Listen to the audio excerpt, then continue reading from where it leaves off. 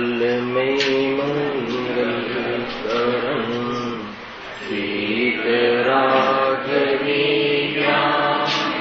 नमो ताहि छाती गई हरिहंता महा करि मंगल करि हो महा ग्रंथ करण को काम जाके मिले समाज सो कावे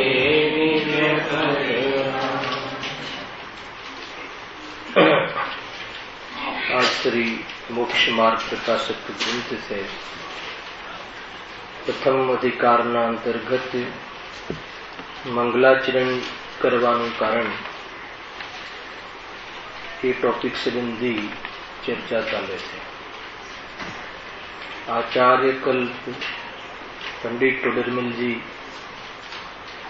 स्वयं प्रश्न उभो करे छे कि श्रोताओना हृदय में जिज्ञासा संभव है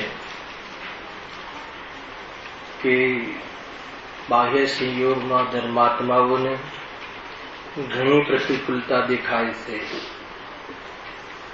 અને જે ધર્મમાં નાસ્તિકપણે જીવન વિતાવે છે એ ઘણી અનુકૂળતા દેખાય છે તો પછી પૂર્વોક્ત મંગલાચરણનું કેવી રીતે બને, મંગલપણું કેવી રીતે બને, એવા પ્રશ્ન અહીંયા કરવામાં આવ્યો। બહુ જ વિચક્ષણ બુદ્ધિમાં સરળ જવાબ આપતા સૌપ્રથમ કહે છે કે ભાઈ જીવોના સંક્લેશ અને વિશુદ્ધ પરિણામ અનેક જાતિના હોય છે। સંક્લેશ કહો, પાપ પરિણામ કહો, આકુલતાજનક પરિણામ કહો, વિશુદ્ધ પરિણામ એટલે કે મંદકસાય કહો, પુણ્યભાવ કહો, એવા અનેક જાતિના, અનેક કોટીના, અનેક તારતમ્યતાવાળા चाहे विशुद्धि होय पण एमां पण अनेक प्रकारना परिणाम होय छे जेथी पूर्वे अनेक काळमां बांधेला कर्म एक काळमां उदयमां आवे छे। पूर्वमां जे प्रमाणे कर्म बंध कर्यो होय त्यां एक साथे उदयमां आवे छे पोतानी स्थिति योग्य माटे પછી ઉદાહરણ આપે છે। કાલે ઉદાહરણની વિશેષ ચર્ચા થઈ હતી કે માટે જેમ પૂર્વમાં ધનનો ઘણો સંચય કર્યો હોય, પૂર્વમાં ધન ઘણું ભેગું કર્યું હોય અને તેને તો કમાયા સિવાય પણ ધન જોવામાં આવે છે, અથવા તો પહેલા ઘણું ધન ભેગું કર્યું હોય પછી નિવૃત્તિ આદિના કાલમાં પણ ધન કમાવાની નિવૃત્તિ આદિના કાલમાં પણ ધન ઘણું વાપરવા છતાં ખૂટે નહીં એમ અહીંયા કહે છે। તેમાં ધન જોવામાં આવે છે, દેવું દેખાતું નથી। પરંતુ જેને પૂર્વમાં ઘણું ઋણ હોય તેને ધન કમાવા છતાં પણ દેણદાર દેખવામાં આવે છે, ધન દેખાતું નથી। એટલે પૂર્વમાં ઘણું દેવું કર્યું હોય અને વર્તમાનમાં કમાવાનું ચાલુ હોય છતાં ઋણ અર્થાત તો દેવું દેખાય છે। તો ત્યાં એક લોજિક આપે છે કે પરંતુ વિચાર કરતા પણ ખરેખર જો વિચાર કરવામાં આવે તો કમાવું એ ધન થવાનું જ કારણ છે। એ કમાઈ રહ્યું છે વર્તમાનમાં એ ધનનું જ કારણ છે, અર્થાત તો ધનનું ફલ મળી રહ્યું છે। પરંતુ પૂર્વમાં એવું દેવું કરી ચૂક્યું છે કે જેથી વર્તમાનમાં એ કમાવા છતાં પણ એને ઋણ દેખાય છે, અર્થાત તો કપાતું દેવું દેખાય છે। આજે પૂર્વમાં કોઈ જીવ હોય છે ઘણું કમાયું હોય તો એ કહે છે કે ધન એનું વપરાતું હોય છતાં દેવું દેખાતું નથી। તો અહીંયા કહે છે કે પરંતુ વિચાર કરતા કમાવું એ ધન થવાનું જ કારણ છે પણ ઋણનું કારણ નથી। હવે કર્મ સિદ્ધાંતમાં ઘટાડશે, પહેલા ઉદાહરણ, હવે સિદ્ધાંતમાં। તે પ્રમાણે પૂર્વજને ઘણું પુણ્ય બાંધ્યું હોય તેને અહીં એવા મંગળ કર્યા વિના પણ સુખ જોવામાં આવે છે। એ રીતે પૂર્વમાં એવા ઘણા પુણ્ય બાંધ્યા હોય તો વર્તમાનમાં અર્હંતોને યાદ ન કરે, ધર્મમાં નાસ્તિકપણું રહે, અને પરંતુ એ પુણ્યનું જે ફલ છે એ ફલ અર્થાત એના ઉદયના કાળમાં એને ઘણી અનુકૂળતા જોવા મળે છે. પાપનો ઉદય દેખાતો નથી, એટલે પાપનો ઉદય છે નહીં તો પ્રતિકૂળતા ક્યાંથી દેખાય? ઉદય તો પુણ્યનું જ છે અને પરિણામ પાપના છે. સમજજો, પરિણામ પાપના છે. આ લોજિક છે. બહુ પહેલા પણ ચર્ચા થઈ ગઈ છે કે પૂર્વમાં પુણ્ય પાપનો બંધ કર્યું હોય, સમજજો, અને એનો ઉદય આવે તો એ ઉદયના કાલમાં જીવને પાપ પરિણામ જ કરવા પડે એવું કાંઈ છે નહીં. હે ને? જીવ બહારની સ્થિતિ જોઈ અને ધર્માત્મા, પુણ્યાત્મા અને પામાત્માનો નિર્ણય કરે છે. અને બહારમાં કોઈ સ્થિતિ જોવે એવી જાતિની પ્રતિકૂળતા તો એ કહે છે આ તો પાપી જીવ છે. તો એમ નથી. અયાસ જીવ અર્થાત ભોગ વિલાસમાં મસ્ત જીવ પૂર્વમાં પુણ્યના ઉદયના કારણે બહારમાં એવી અનુકૂળતા મળે છે અને છતાં એ વર્તમાન પરિણામમાં ભોગ વિલાસનું આચરણ કરે છે. કરવું જ પડે એવું નથી, આ તો પકરણે ચાલે છે. કેમ કે પ્રશ્ન એ છે ને કે ભોગ વિલાસ કરતો દેખાય છે, ધર્મ તો કરતો નથી, તો પછી અમે ધર્મ શું કામ કરીએ? પ્રશ્ન એ છે કે ભોગ વિલાસ એ બહારમાં ધન આદિથી બધું કરે છે અને ધાર્મિક જીવોને તો ઘણી તકલીફો છે. તો અહીંયા કહે છે એમાંથી એક બીજો નવો સિદ્ધાંત અર્થાત તો એ પણ નીકળે છે કે પૂર્વમાં કર્મ કર્યા હોય અને ઉદયમાં આવે તો પણ હોય પાપનો ઉદય પણ જીવ પુણ્ય પરિણામ કરી શકે છે, હોય પાપનો ઉદય ને જીવ પાપ પરિણામ પણ કરી શકે છે, હોય પુણ્યનો ઉદય, પાપનો ઉદય અને જીવ ધર્મ પરિણામ પણ કરી શકે છે. એ સિદ્ધાંત પણ આમાંથી નીકળે છે. ઉદયની સાથે, કર્મ ઉદયની સાથે પરિણામ બંધાયેલું નથી. હે ને? એટલે એનાથી તો એ પણ શાંતિ મળે કે કેમ કે કોની ચર્ચા છે? અર્હંતાદી. એમના પૂર્વ ભાવ 8-10 ભાવ આપણે સાંભળીએ અર્થાત વાંચીએ તો ખ્યાલમાં આવે કે એમને પૂર્વ કરેલા કર્મનો ઉદય આવ્યો છે. ભલે ઉદય આવ્યો છે પણ વર્તમાનમાં અને એ સંબંધી ભેદજ્ઞાન કરી ઉપયોગ આત્મામાં લગાવીને નિજરા કરી લે છે જ્ઞાની ધર્માત્માઓ કર્મની. અને જરૂરી નથી કે પાપનો ઉદય, પહેલા બી સમજાવ્યું છે કે ઉદયને ભાવમાં ડિફરન્ટ રાખ્યું શાસ્ત્ર સમજવા માટે. ઉદય કર્મની અર્થી છે અને ભાવ જીવની અર્થી છે. અને જે ઉદય આવે છે પૂર્વના ભાવ કર્યા એના આધારે બંધ થયો, હવે ઉદયમાં આવ્યો, છતાં ઉદયમાં આવે તો પણ જીવ ત્યાં પાપ પરિણામ જ કરે એમ નથી, પુણ્ય પરિણામ જ કરે એમ નથી, અને બધા ધર્મ જ કરે એમ નથી. પોતાના ઉપાદાનથી અનેક પ્રકારના પરિણામ સંકલેશ શુદ્ધ ને શુદ્ધ કરી શકે છે. આ અલગ સિદ્ધાંત, મુખ્ય સિદ્ધાંત. અહીંયા તો એ કહેવું છે કે તને જે નથી દેખાતું કે ભાઈ એને કોઈ તકલીફ નથી દેખાતી એ તું એની નજીક જઈને જોવે તો અર્થાત તો એમાં રહસ્ય જોવે, એમાં વાસ્તવમાં તથ્ય જોવે તો તથ્ય એ છે કે આ જીવે પૂર્વમાં એટલો પુણ્ય સંચય કર્યો છે કે વર્તમાનમાં એને પાપ ભાવ કરવા છતાં, ભોગ વિલાસ કરવા છતાં, અનેક પ્રકારની કુપ્રવૃત્તિ કરવા છતાં, કુર્તી જીવન જીવા છતાં પણ બહારમાં એને જ્યાં સુધી એ પુણ્યનો સંચય છે, જ્યાં સુધી એની સ્થિતિ છે ત્યાં સુધી એ પ્રમાણેની અનુકૂળતા મળે છે. એમ અહીંયા કહ્યું જો.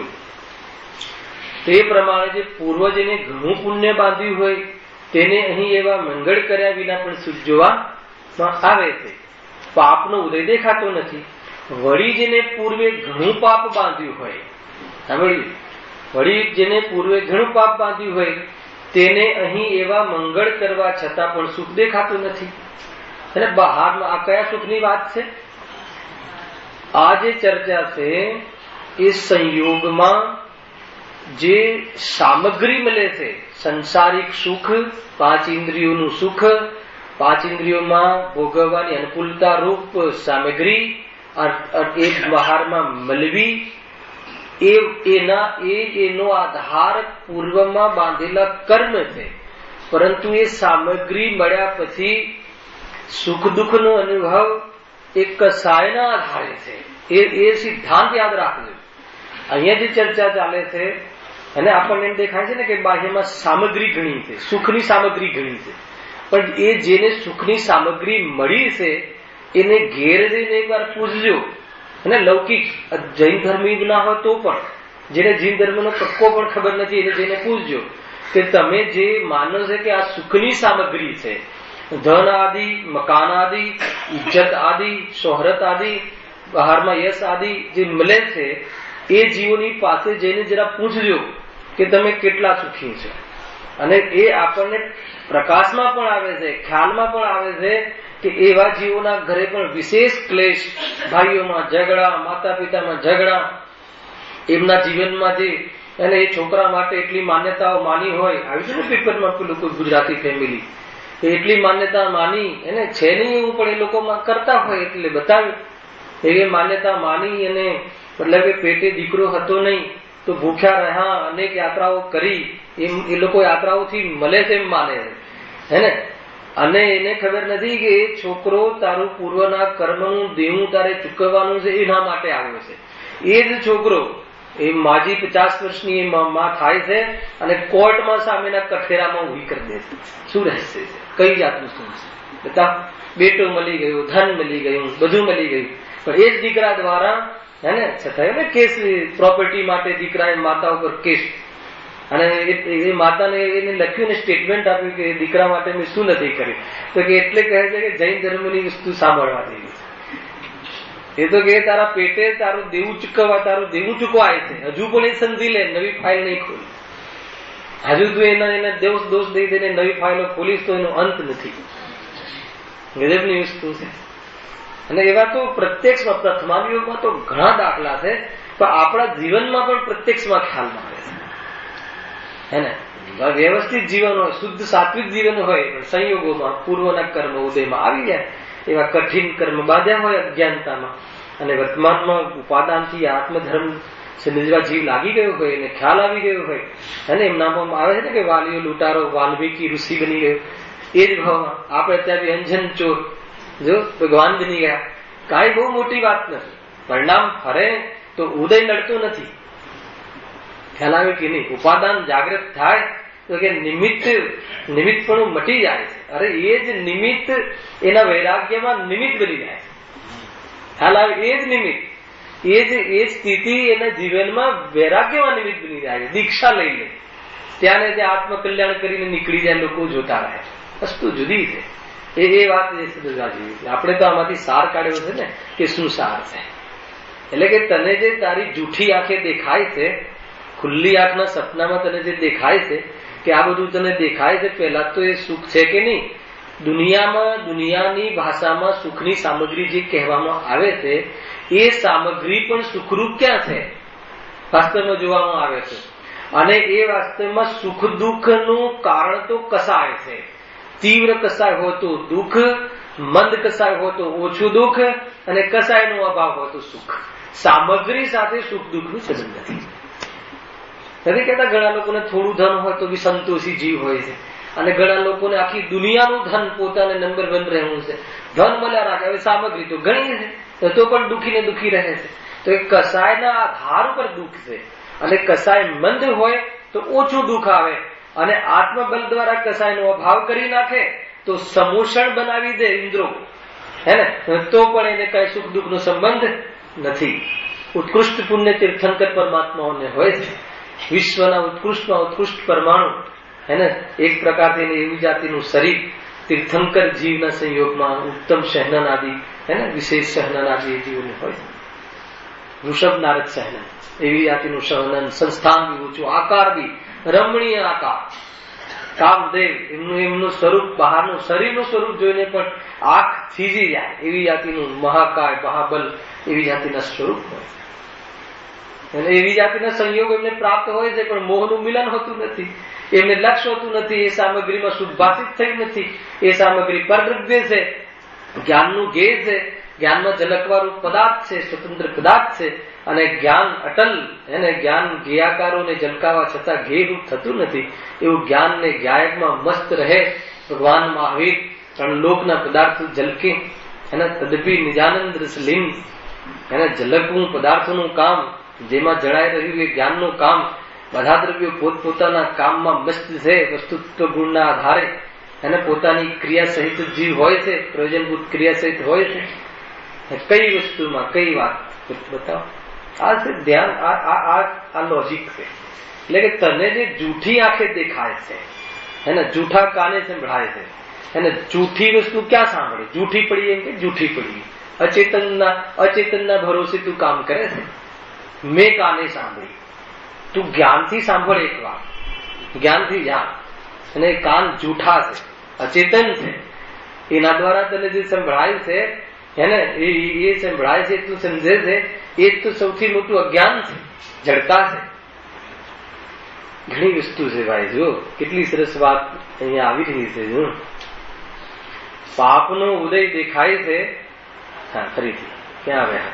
વળી જેને પૂર્વે ઘણું પાપ બાંધ્યું હોય તેને અહીં એવા મંગળ કરવા છતાં પણ સુખ દેખાતું નથી.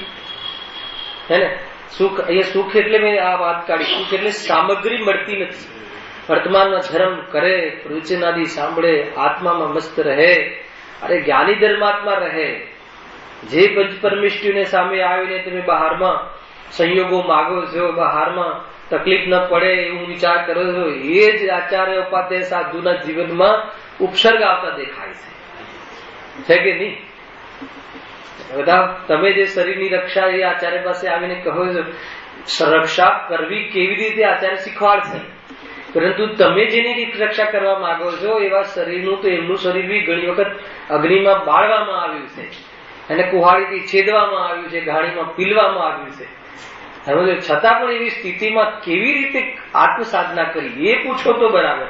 તમે જેને પૂછો કે પ્રભુ મારા શરીરનું આ થયું છે, મારે આ થયું છે, દીકરાઓને થયું છે, એનું કઈ બતાવો, તો એ શું બતાવે?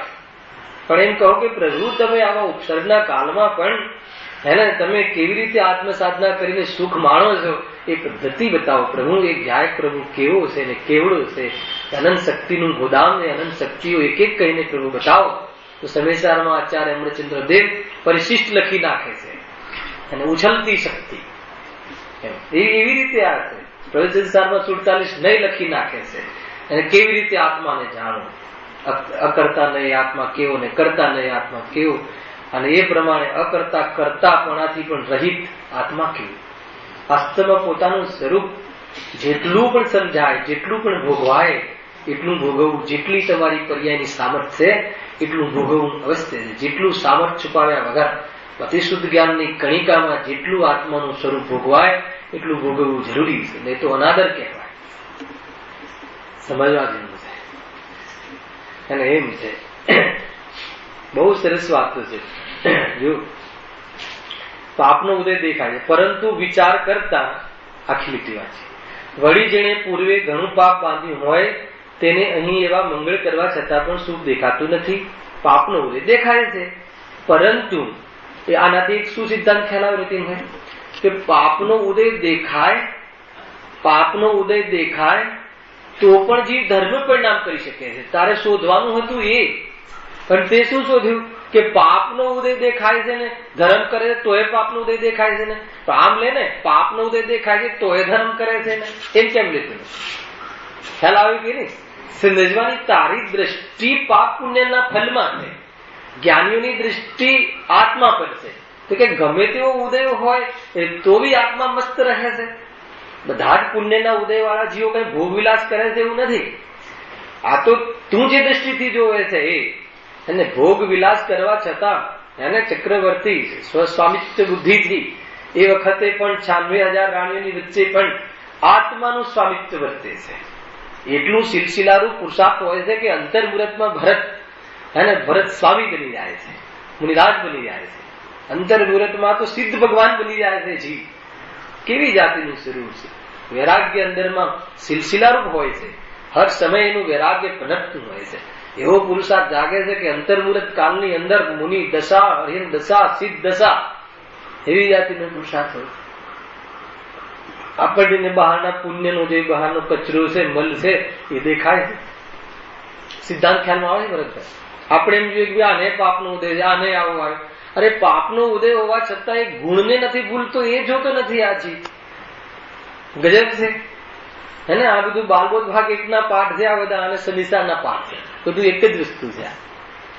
જૈન ધર્મમાં કહે છે કે વાસ્તવમાં હું બહુ પ્રભાવિત થયો જયારે જૈન ધર્મની વિશેષ ખ્યાલ આવ્યો કે કેવો ધર્મ છે કે પૂર્વની પર્યાયમાં તારાથી અઘટિત કામ થઈ ગયું હોય, મતલબ કે કોઈ પણ કામ થઈ ગયું હોય તો જૈન ધર્મના શરણમાં આવે તો આચાર્ય કહે કે તું આ પર્યાયમાં તૈયાર છે વર્તમાનમાં ભગવાન બનવા, તો કહે કે પૂર્વના ઉદયને ન ભોગવવું એ તારા હાથમાં છે.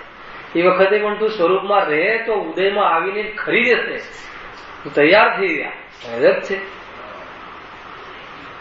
હાલ આવે કે નહીં, મતલબ કે કોને કઈ પર્યાયથી જોવું. તને પાપનો ઉદય દેખાય છે, પ્રભુ કહે છે કે પાપના ઉદયમાં પણ એ ધર્મને અનુભવે છે. પાપના ઉદયમાં પણ પાપના ઉદયને ફેરવવા નથી જતો.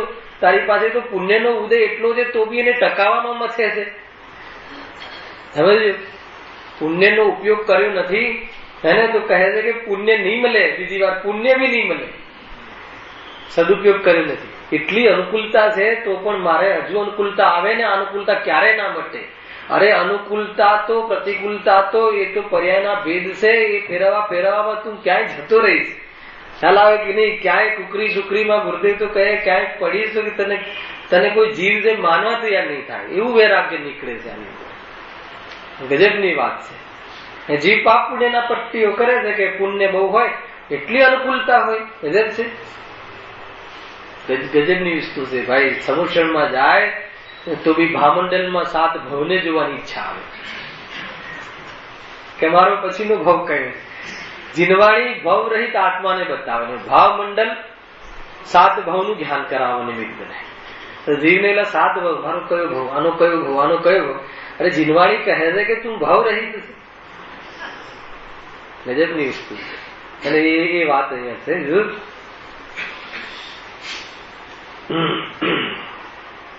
પાપનો ઉદય દેખાય, જ્ઞાનીઓને પાપનો ઉદય દેખાય. કેમ દેખાય છે પાપનો ઉદય? યાદ રાખો, પૂર્વે અપરાધ કર્યો છે, કોઈના પર બ્લેમ નથી કરતા. દરેક વસ્તુ ટોપિક થી સમજવું, લીગલ એકદમ, મતલબ કે લોજિક થી કે ભાઈ પાપનો ઉદય દેખાય છે ને. પાપનો ઉદય એટલે શું? અપૂર્વે બહારમાં પ્રતિકૂળ સામગ્રીનો સંયોગ થવો.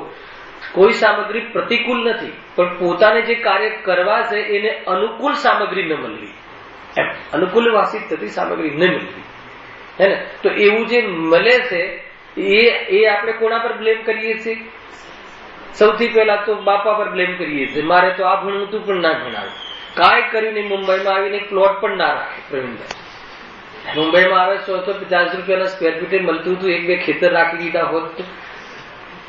હવે અત્યારની તેજીમાં એને બધું દેખાય છે.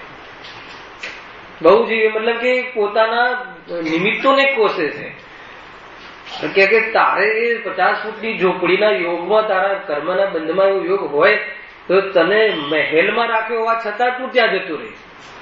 એવું સ્વરૂપ છે ભાઈ. એટલે જે પણ સ્થિતિ છે એ સ્થિતિમાં પદાર્થનું સ્વરૂપ અર્થાત તો વસ્તુ વ્યવસ્થા અને આત્માનું રૂપ, વસ્તુનું સ્વરૂપ બેનું યથાર્થ જ્ઞાન હોય તો સ્થિતિ પર લક્ષ ના બને. પદાર્થો પોતપોતાની સ્થિતિમાં રહીને નાચે છે અને આત્મા જ્ઞાનમય થઈને નિરાકુલ તત્વનો પ્રવાહ કરે છે. દ્રવ્ય દ્રવ્ય છે, અર્હંત દ્રવ્ય છે મારી પાસે, અર્હંત દ્રવ્ય છે આપણી પાસે. છોટું દ્રવ્ય થોડું છે, અર્હંત છે, પૂજ્ય દ્રવ્ય છે, લોક પૂજ્ય દ્રવ્ય છે આપણી પાસે. અને એક વાર એની સામે જોવે તો કર્મ તૂટી જાય એવી જાતિના દ્રવ્ય છે, એવી જાતિનું દ્રવ્ય છે. પોતાની મહિમા કોઈ પણ ક્ષણે ઓછી ના થઈ અને ખસી જાય થોડો સંયોગ, થોડો મતલબ કે થોડા રજકણ ઉડીને બીજે જતા રહે તો જીવને એમ થાય છે કે પાલી ગયું, એ મારી અસ્તિત્વ જ ના રહ્યું. અરે પેલાનું પણ અસ્તિત્વ છે, તારું પણ અસ્તિત્વ છે, તારા જ્ઞાનનું પણ અસ્તિત્વ છે, બધું અસ્તિત્વ છે. અસ્તિત્વ એને કહેવાય કે જેનો ક્યારે નાશ ના થાય, હે ને. દ્રવ્ય ગુણ ફર્યા લેવાનું કહ્યું છે રાજેશભાઈ. જોઈએ હવે 5 પીરિયડમાં કેટલું લેવાય છે એ શિબિરના કાલમાં. ગજબ છે. અને મારું માનસ પહેલાથી બનતું જાય છે. તમે આગળ પ્રોગ્રામ કહી દો એટલે મારું એ રીતે સ્વરૂપ છે. આગળના ભાવમાં જવાનું હોય ને તો અંતિમ સમયમાં એ ભાવના યોગ્ય મતિ થતી જાય છે, એવું છે. એટલે ઉઠીને આપણે દુકાન જવાનું હોય ને તો છેલ્લા સમયમાં પછી એ દુકાનનો પ્રોગ્રામ યાદ આવતો જાય છે. એવું સ્વરૂપ છે. છતાં શુદ્ધાત્મામાં કાંઈ થતું નથી. મૂળ વાત એ છે. દરેક પર્યાય યોગ્યતા કાર્ય થાય.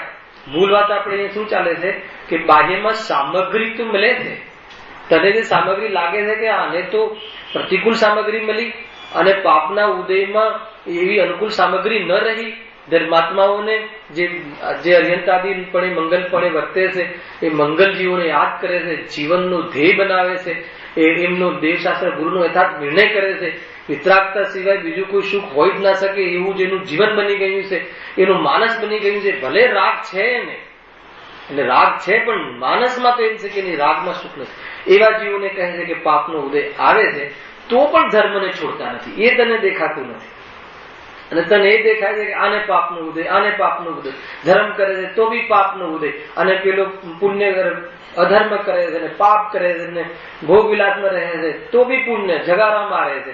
એ તને ખબર નથી રહેશે શું છે કે આ જીવે પૂર્વમાં દેવું કર્યું હતું એટલે અત્યારે કમાય છે, છતાં પણ દેવું દેખાય છે, પરંતુ ઓલાનું પુણ્ય બળી રહ્યું છે અને આનું પાપ બળી રહ્યું છે એ તને દેખાતું નથી.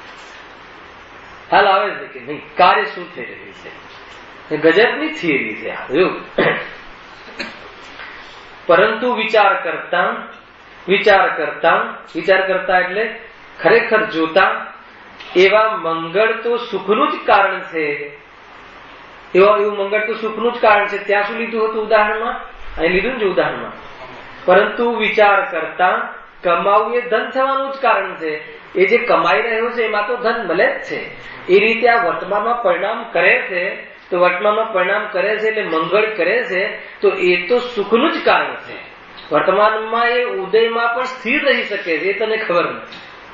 એટલે વર્તમાનમાં તો સુખનું જ કારણ છે. સામગ્રી ના મળે તો બી જીવતા આવડી ગયું, કેમ કે સામગ્રીથી સુખ નથી એને ખબર પડી ગઈ. હાલવા આવે કે નહીં, એની પાસે છે. મંગલ કર્યું ને એને, એ વિતરાગીઓને યાદ કર્યા અને વિતરાગીઓનું સ્વરૂપ સમજ્યું અને પોતાના સ્વરૂપનો ખ્યાલ આવ્યો એટલે બહારમાં પાપનો ઉદય હોય તો પણ એને જીવતા આવડી ગયું. તો કહે છે કે એ વખતે મંગલ કર્યું એ વખતે સુખનું જ કારણ છે.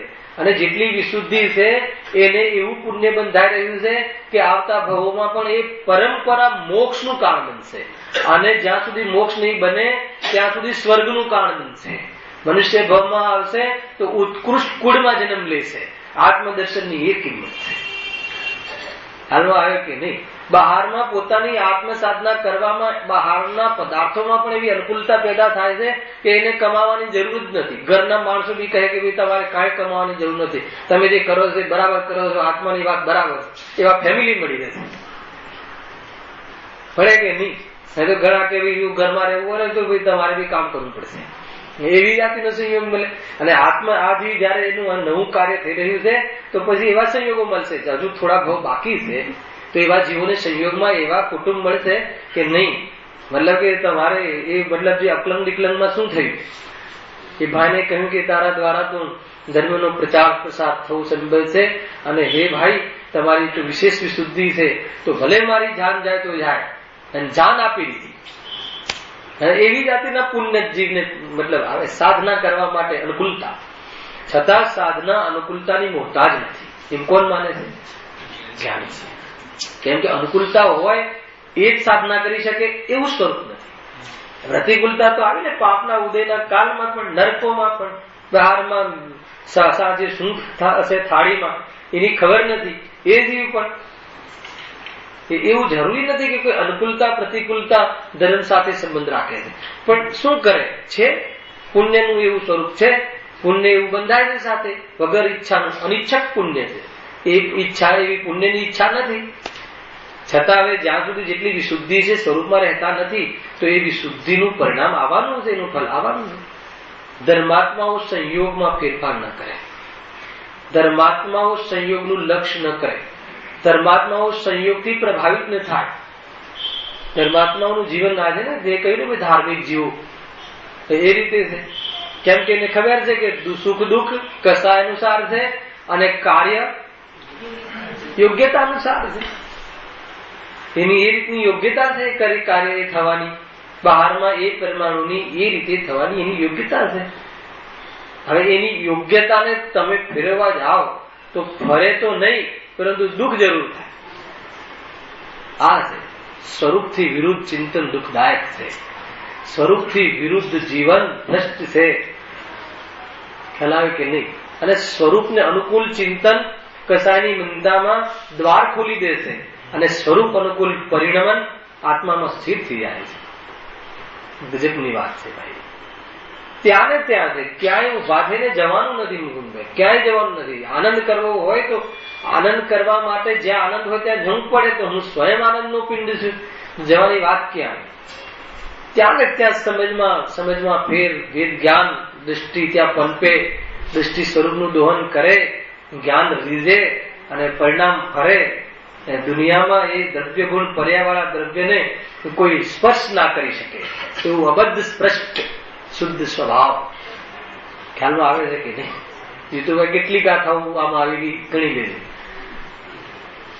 ખ્યાલ આવે કે નહીં? ઘણું રહસ્ય છે. વસ્તુનું સ્વરૂપ આવું છે. તમને જે ધાર્મિક આપણે જોવાની દ્રષ્ટિ ખોટી છે. સર્વજ્ઞ જે રીતે જોવે છે એ રીતે જો ને. ખ્યાલ આવે કે નહીં? એમનો જે આશય છે એ આશયથી રહે ને તો કહે કે દુનિયામાં દુઃખ હોય તો બતાવે. દુઃખ તો ભ્રમ છે. ખ્યાલ આવે કે નહીં? કોઈ વસ્તુ નથી, અવસ્તુ છે. આત્માની અપેક્ષાએ એક સમયની પર્યાયની વિકૃતિ છે.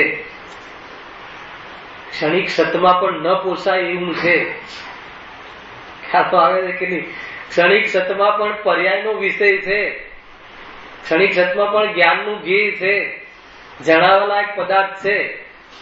થોડું પણ પર્યાયમાં પણ ધારણ કરી શકે એવું સ્વરૂપ નથી. પરમાર્થ નાખો તો પર્યાયમાં પણ મલિનતા આવવા છતાં પર્યાય પરિણામિક સ્વરૂપે આત્મામાં ચલી જાય છે અને વિકૃતિ ક્યાં ઉડી જાય? આ લોજિક છે. પૂર્વની તમને પહેલા ક્રોધ આવ્યો, બરાબર ને? હવે ક્રોધ મટીને તમને રાગ થયો તો ક્રોધ ગયો ક્યાં? એનો વિચાર કરજો. ક્યાં ગયો એ ક્રોધ? આત્મામાં તો પેસે નહીં. એ ક્રોધ તો આત્માની જે પૂર્વ પર્યાય હતી હવામાં ઉડી ના જાય તો એ પર્યાય તો પરિણામિક સ્વરૂપે દ્રવ્યમાં રહી. હવે તો ક્રોધ ક્યાં ગયો? હે ને? જે દરિયાની તરંગ ઉઠે છે હવાના નિમિત્તપણામાં, તો ઉઠતી તરંગ પાછી દરિયામાં સમાય છે. તો હવા ક્યાં ગઈ? એવું સ્વરૂપ. એટલે કોઈ જગ્યાએ એને સ્થાન નથી. જ્ઞાન અસાધારણ પદાર્થ છે. એક સમયની જ્ઞાનની પર્યાયમાં જતો રાગ, આવતો રાગ, થવાનો રાગ, થયેલો રાગ, મટેલો રાગ એક સમયમાં વિપત જાણે એવું જ્ઞાનનો સ્વભાવ છે. છતાં પણ જ્ઞાન મલિન ન થાય. સમજવા જેવું આ ધ્યાત્મ છે. એને અહીંયા તો ઉદયની દ્રષ્ટિની વાત છે ને કે ભાઈ પાપનો ઉદય તને દેખાય છે, પણ એ ધર્માત્મા કેમ છે? એના ઉદયના કાળમાં પણ ધર્મ વધારે છે. જ્ઞાનીઓને તો પ્રતિકૂળતા આવે તો સંસારની અસારતા ઓર ભાષિત થાય. એનું તો હર સમય નિદ્રા કરવાનું કાર્ય છે. એને તો હર સમય ઘટતો સંસાર છે. તને તારી લાંબી દ્રષ્ટિ નથી કે હવે પછી શું છે. એટલે તને ખબર નથી કે અયાસજીની પછી શું છે, 5 ગતિમાં કેવી દશા છે, અને આને ગતિની બહાર નીકળી જશે. તને જડ્યો નહીં મળે આ જીવ. કેમ કે એ તને દેખાય છે વર્તમાનમાં, પણ એ અત્યારે એની શું કરે છે પૂર્વ કે એની નિર્જા થઈ રહી છે. સંસાર ઘટે છે. જ્ઞાની ધર્માત્મા તો કહે છે કે મારે ઘેર અવસર. દીકરો મરી જાય તો કે મારે ઘેર અવસર. ગજબ છે. ભાઈ બાબુભાઈ અમારા લેટ પહોંચ્યા ને શિબિરમાંથી પછી તો ગુરુદેવ કહ્યું શું થયું? તો કહે ઘરે મહેમાન આવ્યા હતા તો મૂકવા ગયા હતા. ચાલે નીતિનભાઈ, દીકરો મરી ગયો હતો એટલે સ્મશાન થી આવ્યા હતા, મહેમાન આવ્યા હતા તો વળાવવા ગયા હતા. ગજબની સ્વરૂપ હોય છે. ગુરુદેવ પણ સમજી ગયા કે બરાબર છે, એમ જ છે. કેવા જીવો હોય છે. અને એ તો બસ એટલો રાગ આવ્યો, વળાવી આવ્યા, પતી ગયું. હવે શું છે? જ્ઞાનીઓને તો હર અવસર એમ લાગે કે અંદર જવામાં. જેમ કે જેટલી કાચબાની પાસે જેટલી બી ગાડીઓ ફાસ્ટ જાય એટલો અંદરમાં જાય, એવું સ્વરૂપ છે. એને અંદર સમેટે ને પોતાને, અને ઉપર તો જબરદસ્ત પ્રોટેક્શન હોય છે. એવી રીતે આ પર્યાયમાં કઈ હીન થઈ જાય, ચારિત્ર રાગ આવી જાય એ પર્યાયને સંકેલી લે છે અનેક પ્રતિકૂળતાઓમાં. કેમ કે એની પાસે શુદ્ધાત્માનું પ્રોટેક્શન છે, એમાં સમાઈ જાય છે, એની આઘોષમાં સમાઈ જાય છે, એની ગોદમાં રમે છે. એનું કોઈ કાંઈ બગાડી શકતું નથી. જ્ઞાની ધર્માત્માની આ ચાલ છે. તમને બહારમાં જે દેખાય છે અજ્ઞાનીઓની વાત જુદી છે. જે જેટલું આંખેથી દેખાય છે સર્વ જૂઠ છે. ખ્યાલ આવે કે નહીં? આંખ નું નિમિત્તપણું એને ગૌણ કરી અને જ્ઞાનની મુખ્ય કરી અને જ્ઞાનથી જોવે તો એને બધું જેવું સર્વજ્ઞને આત્મ પ્રદેશોથી ડાયરેક્ટ દેખાય છે એવું પૃથક પૃથક સર્વ પદાર્થોનું ન્યારું ન્યારું દ્રવ્ય ગુણ પર્યાય પડે સર્વત્ર સુંદર લોકમાં એવા 6 દ્રવ્ય સુંદર દેખાય.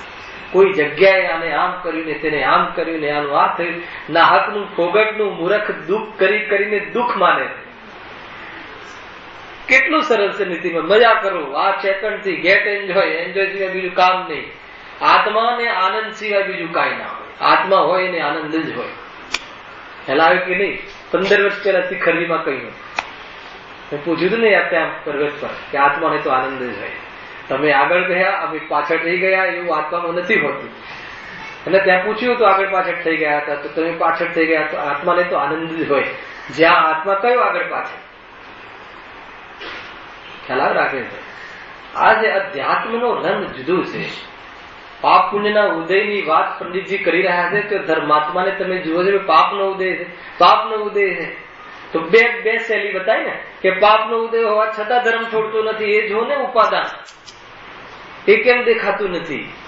અને બીજું શું જોઈએ કે પાપનો ઉદય છે તો તારે રહસ્ય જાણવું હોય તો આ સર્વજ્ઞ કહે છે કે જો નિમિત્ત પ્રધાન કથનથી એને પોતે પૂર્વ કર્યું હતું એ ઉદયમાં આવ્યું છે. એક બીજું કે એ આવા છતાં પણ ભેદજ્ઞાન કરી અને એવી એને બાળી નાખે છે, નિર્મૂળ કરી નાખે છે કે ફરીથી ઉગે નહીં.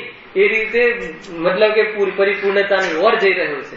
હર સમય સંસાર ઘટતો સંસાર ને વધતો મોક્ષ માર્ગ પરિપૂર્ણતાની ઓર સિદ્ધોની ટોચમાં બસવા જેવું સિદ્ધ અગ્રભાગ લોકાગ્ર ભાગે જઈને વસવા જેવું કાર્ય અને મધ્ય લોકથી એક સમયમાં એને ક્ષેત્રથી ક્ષેત્રાંતરની પદ્ધતિ પણ આલોપ કરીને હજી ક્ષેત્રથી ક્ષેત્રાંતર પણ નહીં, અંતિમ અર્યંત દિશામાં એક સમય મધ્ય લોકથી સિદ્ધ દિશામાં તો પણ ન સમયનો ભેદ પડે, ન આનંદનો ભેદ પડે અને ન પદાર્થોને સ્પર્શે એવી જાતિનું શુદ્ધાત્માનું સ્વરૂપ છે. ગજબ છે. એક વાર અંદર ઉતરી તો જો એવી શીતલતા છે. એને એમ કહે છે ગુરુદેવ, બહુ સરસ ટોપિક છે. જો વાત તો મંગલાચરણની ચાલે છે પણ તને જે મંગલનો મહિમા નથી ને એની વાત છે. અરે વિશ્વની અંદર પણ શરણભૂત તો કોણ છે? માત્ર બહારમાં પંચ પરમેષ્ઠીની અંદરનો શુદ્ધાત્મા. એ સિવાય તને કોઈ જગ્યાએ શરણ લાગતું હોય તો સમજી લેજે કે તું તને વિતરાગતાનો મતલબ દુશ્મન છે અને પરમેશ્વરને ત્યાં આવી અને તું શું કરે છે? ઢોંગ કરે છે. સમજી લેજે. સ્વરૂપ આ છે રાજભાઈ. એટલે કે શરણભાષિત થાય. સુખ તમને સુખનું કારણ 5 પરમેષ્ઠી સિવાય અન્ય કોઈ બતાવે છે એવું લાગતું હોય તો તમે સમજી લેજો. હેને? અર્થાત તો બહારમાં ધન વૈભવ એ કોઈ સુખનું કારણ લાગતું હોય અને એમાં મળવાના અર્થાત એ પ્રાપ્ત કરવા વાળા નિમિત્તો બહારમાં વર્તમાનમાં તમને એ બધા સુખના કારણ લાગતા હોય તો બહારમાં મંદિરમાં આવ્યા પછી પણ પાછળ એ શેઠિયો આવ્યો હશે તો એ બાજુ તું વળી જઈશ. અર્થાત નહીં વળે તો પણ ઉપયોગ ત્યાં રહેશે. એને નહીં આને મારું કામ કર્યું. વિતરાગી ભગવાનની સામે તને અસંયમ્યો જીવ યાદ આવી જશે કે બહુ દોષ લાગશે. મતલબ કે દેવ દર્શનમાં પણ નિશ્ચય ન થયો. બાળબોધ ભાગ 1. પુણ્યના પણ ઠેકાણા નહીં ગુરુદેવના શબ્દમાં. જ્ઞાનીઓના શબ્દ એક પ્રમાણ હોય કે હજુ તો તારા પુણ્યના પણ ઠેકાણા નથી. ધર્મ બદન તું રહેવા દે એમ કહે. એટલે જ્ઞાની દાટે ને તો પણ લાગે કે સારી આનંદ આવે કે મને દાટે છે એવું પણ મહિમા આવે કે કમસે કમ મને કહે છે કે મારા પુણ્યના ઠેકાણા નથી. આજથી જ જાગૃત થવા જેવું છે. કોણ ઉપકાર કરે? આમ પંચમકાલમાં ક્યાંય રીબાતા હોત, ક્યાંય કુદેવ ને ક્યાંય ગણપતિ ને ક્યાંય આ ને ક્યાંય આ ને સર્વ ધર્મ સમાન ક્યાંય ને ક્યાંય ભરતા હોત તો જીવન બરબાદ થઈ જાય. સમજ? આનો ઉકેલ ન મળે. મોક્ષમાર્ગ પ્રકાશક જેવો ગ્રંથ હે ને ગુરુદેવ નો પ્રિય ગ્રંથ સમજવા જેવું. પરંતુ વિચાર કરતા એવા મંગળ તો સુખનું જ કારણ છે પણ પાપ ઉદયનું કારણ નથી. પાપ ઉદય તો પહેલાનો છે. વર્તમાનમાં જે કરે છે ને એ તો મંગળ એ સુખનું જ કારણ છે. એવા સમયમાં પણ એ સુખને અનુભવી શકે છે. એની તાકાત તો જો. અને પેલો તો મૂર્છિત થઈ ગયો છે. એ તો એવા કર્મના થપાટા પડવાના છે ત્યાં એને ખબર નથી. એ રીતે એમ એ પ્રમાણે પૂર્વોક્ત મંગળમાં મંગળપણું બને છે. પંડિતજી કહે છે કે પૂર્વોક્ત અમે જે તને કહ્યું કે આગળ કહ્યું કે મંગલાચરણ આ રીતે કરવામાં આવે છે, એ કઈ રીતે પાપને ગાલે અને સુખને લાવે એ રીતે મંગળપણું બને છે. એ જ સિદ્ધ કરાશે. આગળ ગજબ છે વાતની. તો હવે પ્રશ્ન મહત્વપૂર્ણ ઓર આવે છે. એટલી સરસ શૈલી છે કે આપણને એમ લાગે કે આપણે કઈ વિચારવાનું જ નથી. વિચાર પણ પંડિતજી મૂકે છે, ઉકેલ બી પંડિતજી આપે. આપણે વિચારીએ પહેલા જો શું લખે છે એ વાત સાચી. પ્રશ્ન એ વાત સાચી બરાબર છે, અમે ના નથી કહેતા. પરંતુ જીન શાસનના ભક્ત દેવાદિક છે, તેઓએ એવા મંગળ કરવા વાળાને સહાયતા ન કરી તથા મંગળ ન કરનારને દંડ ન આપ્યો. તેનું શું કારણ? હલાવે કે નહીં? દેવોને બધો ઇજારો આપી દીધો છે ને, ઠેકો આપી દીધો છે કે વાત બરાબર છે. પણ એક દેવખતીના દેવો વિશે અહીંયા આ જીવને દેવ પર બહુ મતલબ પ્રભાવિત થઈ જાય છે. ઘરમાં કોઈ મરે ને ભૂતળું બની જાય, વેંતરદેવ બની જાય તો પાણિયારા પર દીવા કરવાનું ચાલુ કરી દે ને બોલાવે ને બધું પૂછે. જોઈ લેજે, બહુ બધું પેલા તો જોયેલું છે ને ગામડાઓમાં રહેલા એટલે ખ્યાલ આવે. બને વેંતર, એમાં શું મોટી વાત છે? પણ તારો પુણ્યનો ઉદય હોય તો સહાયમાં નિમિત્ત બને, તારો પાપનો ઉદય હોય તો તારા તને સતાવવામાં નિમિત્ત બને. પણ તું સતાય તો સતાવે. તું એ વખતે આરાધના કરે તો એમાં પણ તું વેદ જ્ઞાન કરીને આત્મજ્ઞાન કરીને આનંદ માણી શકે. તારા હાથમાં છે બાજી, તારા હાથમાં. આપણને એમ કહીને જ્ઞાન કરવાનું. અહીંયા કહે છે કે જીતવું હોય તો તારી પાસે પૂરેપૂરી હુકમનો એકો પણ શુદ્ધાત્મ તારી પાસે. એવો રાગ ને એવો ઉદય આવે તો કહે છે કે એ હુકમના એકાના શરણમાં જ ઉદય. એ રીતે છે સ્વરૂપ. એ રીતે જો પ્રશ્ન કેવો છે. પરંતુ જીન શાસનના ભક્ત દેવાદિક છે. જીન શાસનની આરાધક જે દેવો હોય છે એને એવા દેવો હોય છે. જીન શાસનના આરાધક દેવો ઘણા. તેઓએ એવા મંગળ કરવા વાળાને એટલે એ લખ્યું સહાયતા ન કરી. મતલબ કે પંચપરમેષ્ઠીને યાદ કરે છે એને સહાયતા ન કરી તથા મંગળ ન કરે. જે લોકો પંચપરમેષ્ઠીને યાદ નથી કરતા એને દંડ ન આપ્યો. તો એમ શું કામ? એને દંડ આપવો જોઈતો હતો. ભગવાનને દેવોને આ ડ્યુટી બજાવવી જોઈતી હતી. એને પેલા આવું બનતું ને, બહુ બનતું. પંચમ કાલના અને ચતુર્થ કાલમાં તો દેવોનું આવું જવું બહુ થતું. સમોષણમાં પણ દેવો આવી જાય છે. ઇન્દ્રાસન ધડાધડ ડોલે. ધાડ દે આગળ આવશે. બહુ વાત અંદર લખી છે. દેવોનું આ સ્વરૂપ. પણ આપણું પુણ્ય હોય તો આવે ને. આપણું પુણ્ય જ ના હોય તો આવે તો એ શું કરે? બધું લખ્યું છે, આખી ન્યાયથી વાત કરી છે. એ રીતે સ્વરૂપ છે. એમ છે જો જીવોને સુખ દુઃખ થવાનું પ્રબળ કારણ તો પોતાના કર્મનો ઉદય છે. જો આગળ શું કહ્યું હતું? જીવોને સુખ દુઃખ થવાનું કારણ તો કસાય છે. અને અહીંયા શું લખ્યું? સુખ દુઃખ નો કર્મનો ઉદય છે. હવે આ બે જે મેં તમને છેલ્લા 2-3 પ્રવચનથી સમજાવું છું તો આનું તમને ભેદ ખ્યાલ આવવો જોઈએ. એકલું વાંચી જવું કાંઈ રહેશે. એક ફકરો બી આખા જીવનમાં યથાર્થ સમજાય છે ને તો આત્મકલ્યાણ થઈ જશે. સમજ? બંને વસ્તુનું તારણ કરતા આવવું જોઈએ ને અશોકભાઈ. પહેલા આપણે શું કહ્યું કે ભાઈ કસાય સામગ્રી સુખ દુઃખ રૂપ નથી. એટલે એમાં કસાયના કારણે સુખ દુઃખ ઘટે છે. કસાયનો અભાવ આદિ. તો અહીંયા કહે છે કે તમે એમ કહ્યું કે કર્મનો ઉદય સુખ દુઃખ નું કારણ છે. એટલે કે સુખ દુઃખ ની સામગ્રી પ્રદાન કરવામાં કર્મ નિમિત્ત છે, દેવ નહીં. તારામાં મતલબ કે કર્મનો પાપ પુણ્યનો ઉદય હોય તો એ સામગ્રી દેવ પણ તારા ઘરે આવીને આપી જશે.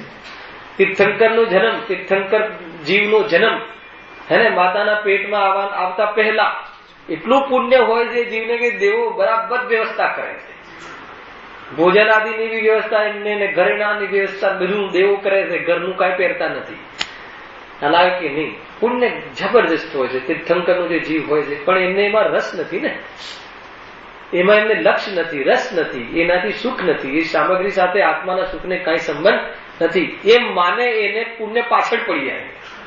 શું કરે? જેને પૈસા ના જોઈતા હોય ને એને આપવા વાળા બહુ હોય લોકમાં. અને જેને જોઈતા હોય ને એને કોઈ આપવા આવે તો એ કે ધ્યાન રાખજે. છે કે નહીં? શું કરે? પાપ પુણ્યના ખેલ છે, કઈ દમ નથી એમ. જો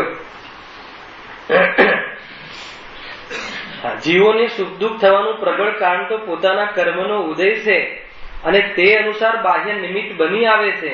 માટે પાપનો જેને ઉદય હોય તેને એવી સહાયતાનું નિમિત્ત બનતું નથી. હલાવ્યું કે નહીં? પાપનો ઉદય હોય તો સહાયતામાં નિમિત્ત બનતું નથી, તથા જેને પુણ્યનો ઉદય હોય તેને દંડનું નિમિત્ત બનતું નથી. દેવ પણ કાંઈ ના કરી શકે. તમારો પાપનો ઉદય પુણ્યનો ઉદય હોય તો એ દંડ ના આપી શકે. જો ને રાજા મહારાજાઓ જેમ બને એમ કરતા પેલા મુસ્લિમ દીકરાઓ ગમે તેવો અપરાધ કરે, ક્યાંય પણ ખોટા કામ કરે તો પણ એનો કોઈ અપરાધ માફ દંડ ના કરી શકે. દેવો પણ આવીને દંડ ના કરી શકે. પહેલાના જમાનામાં થયું ને, મતલબ કે ચતુર્થકાળમાં આદિનાથ મુનિરાજની સાથે 4,000 રાજાઓ નીકળી ગયા હે ને, અને પછી આદિનાથ મુનિરાજ તો ધ્યાનસ્થ રહ્યા અને આમને ચિંતા થવા લાગી, કઈ ખબર જ નહીં કે આ હાર કઈ રીતે ને વિહાર કઈ રીતે, કશું નહીં. તો હવે વિધિ જ નહીં એ જીવોને પણ હવે ફળ ફૂલ ખાવા લાગ્યા અને એ બધું કરવા લાગ્યા. દેવો આવી ગયા ઉપરથી. જૈન ધર્મ ના અનુશાસન ની વિરુદ્ધ કાર્ય નહીં કરવું, છોડી દો.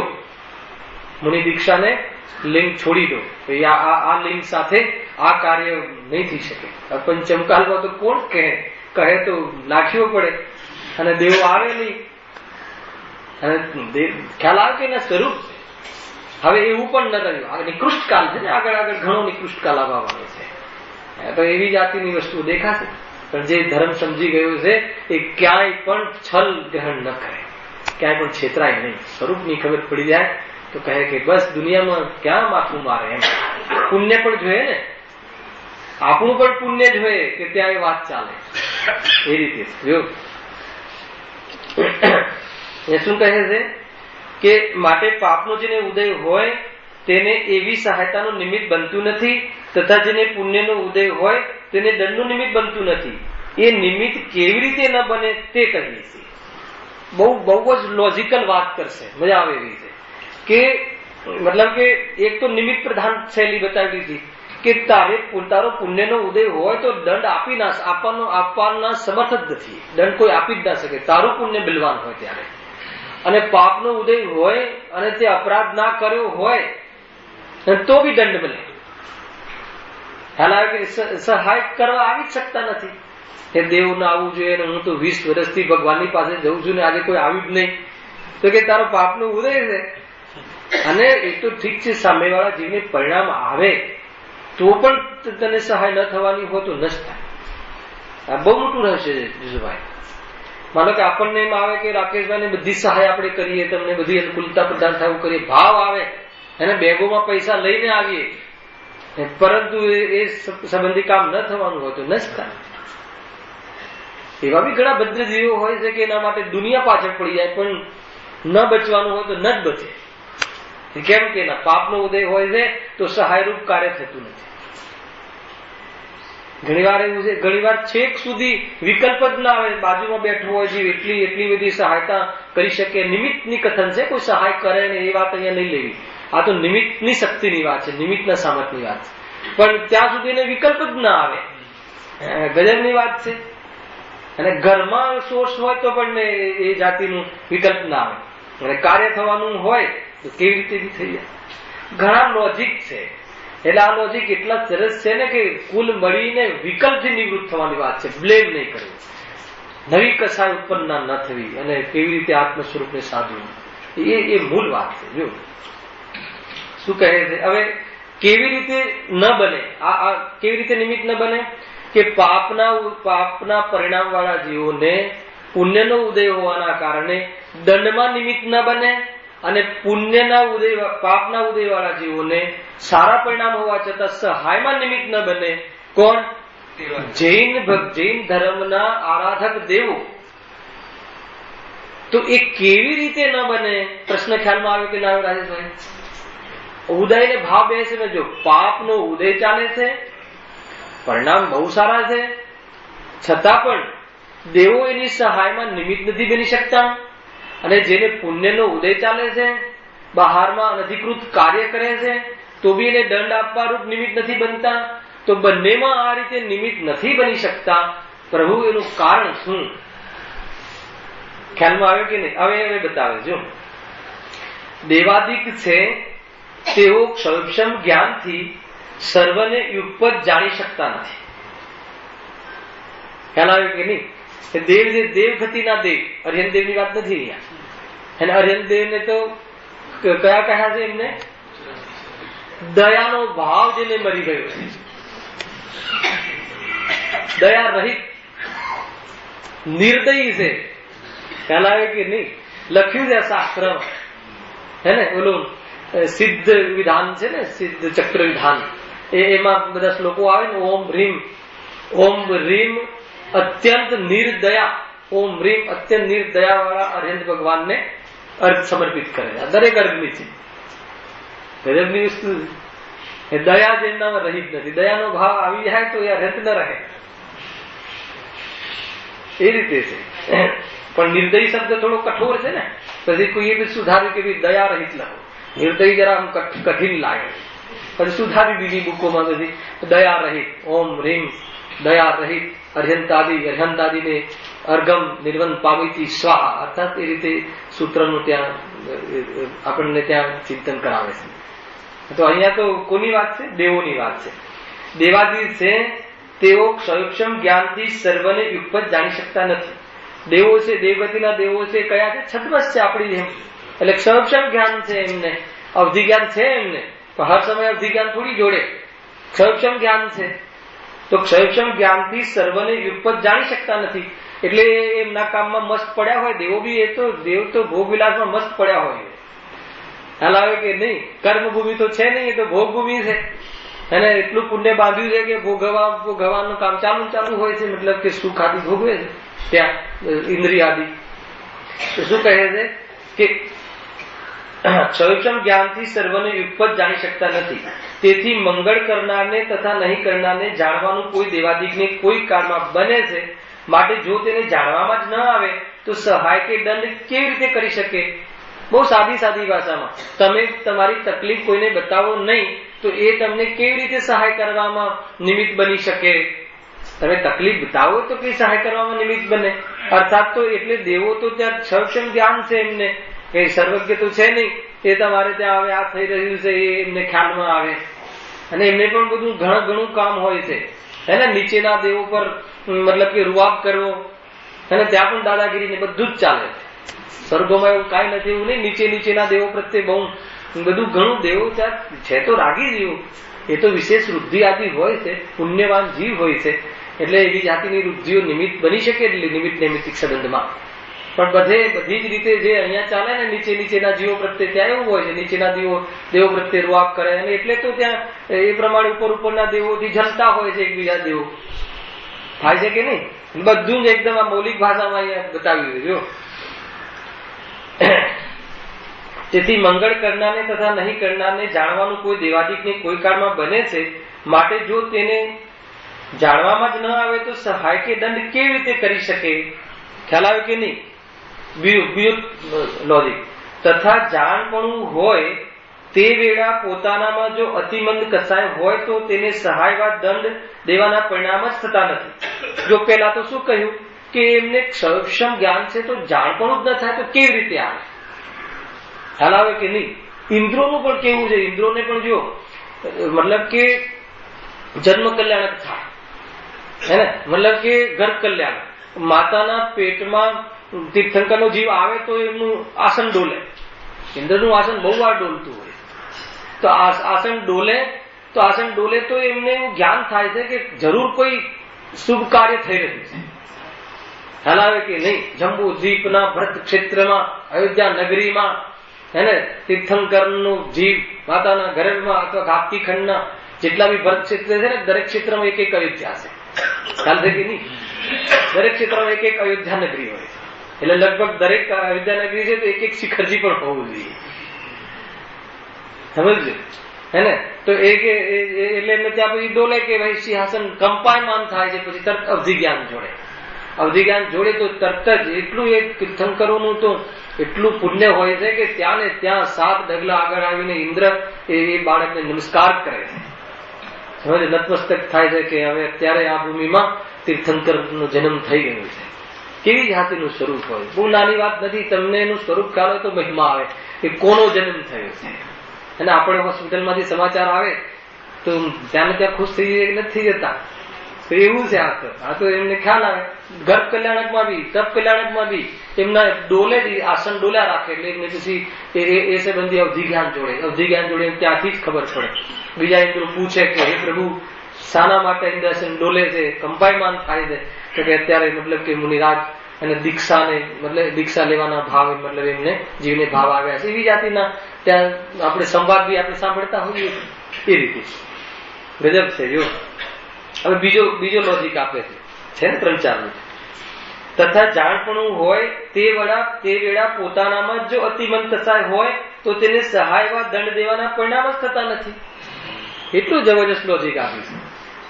માનો કે કદાચ ખબર પડી ગઈ, સર્વાત સિદ્ધિદેવોને પણ ખબર પડી જાય છે, પણ એટલી મન કસાય હોય છે કે પંચકલ્યાણકમાં આવતા જ નથી. હાલ આવે કે નહીં, સર્વાત સિદ્ધિના દેવો પંચકલ્યાણકમાં જતા નથી. કેમ કે એટલી મન તીવ્ર કસાય વાળા હોય ને એ પંચકલ્યાણકમાં જાય. એક તીવ્ર વિશુદ્ધિ, મંદ વિશુદ્ધિ, તીવ્ર વિશુદ્ધિ વાળા પોતાના આત્માની વાત ચાલતી હોય તો ત્યાં જવાનો ભાવ જ ના આવે. માનો કે નીતિનભાઈ અહીંયા મંડપ ચાલે છે, એ પંચકલ્યાણકનો મંડપ છે, અહીંયા સાંસ્કૃતિક ધાર્મિક પ્રોગ્રામ ચાલે છે હે ને, અને આપણે 5-7 જણ ક્યાંક ધાર્મિક ચર્ચા કરીએ છીએ. તો એ વખતે ધાર્મિક ચર્ચા છે મંદ વિશુદ્ધિ, તીવ્ર વિશુદ્ધિ છે. હવે તમને ભાવ આવી જાય ચર્ચા થતા કે નહીં ત્યાં સારું નાટક છે, એમાં મારો દીકરો રહ્યો છે ને આમ છે ને તેમ છે, તો તમારી વિશુદ્ધિ છે ધાર્મિક, પણ તમારી વિશુદ્ધિ ત્યાં તૂટી, એટલે પછી ત્યાં જવાનો ભાવ આવે. અને તમારી કસાય એટલી મંદ હોય કે તત્વની વાત વિશેષ ચાલતી હોય તો ત્યાં જવાનો જ ભાવ ના આવે. પછી ઘરે આવીને દીકરો બોલે કે મારો રોલ હતો ને તમે આવ્યા જ નહીં. પણ કરે શું કે મને ખબર હતી કે તારો રોલ હતો, પણ મારી કસાય એ રીતે તૈયાર થવી જોઈએ ને આવવા માટે. આ એ વાત ઉદાહરણમાં ખ્યાલ આવે છે કે નહીં? મને વધારે ઉદાહરણ આવડતા નથી.